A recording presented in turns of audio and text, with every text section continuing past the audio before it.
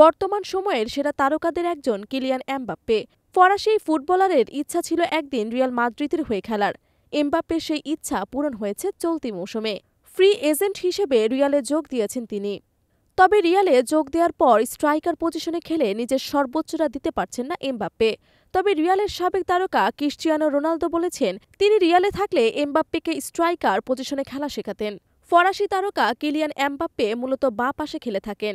তার সাবেক club PSG ও জাতীয় দলেও এমবাপ্পেকে এই পজিশনেই বেশি খেলতে দেখা যায়। তবে রিয়ালে যোগ দেওয়ার পর ৯ নম্বর পজিশনে খেলছেন এমবাপ্পে, যেখানে নিজের সর্বোচ্চটা দিতে পারছেন না তিনি।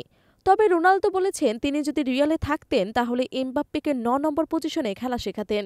সম্প্রতি এক টিভি সাক্ষাৎকারে রোনালদো বলেন, আমি যদি রিয়াল মাদ্রিদে থাকতাম আমি এমবাপ্পেকে শিখিয়ে দিতাম কিভাবে এই ৯ নম্বর পজিশনে খেলতে হয়।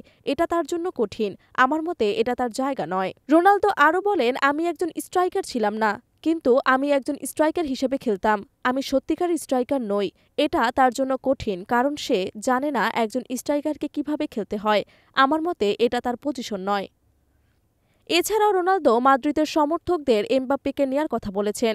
সাবেক রিয়ালে পর্তুগিজ তারকা রোনালদো বলেন, রিয়াল মাদ্রিদের সমর্থকরা এই তরুণের যত্ন নাও, সে খুবই ভালো এবং একজন মহান খেলোয়াড় হতে যাচ্ছেন।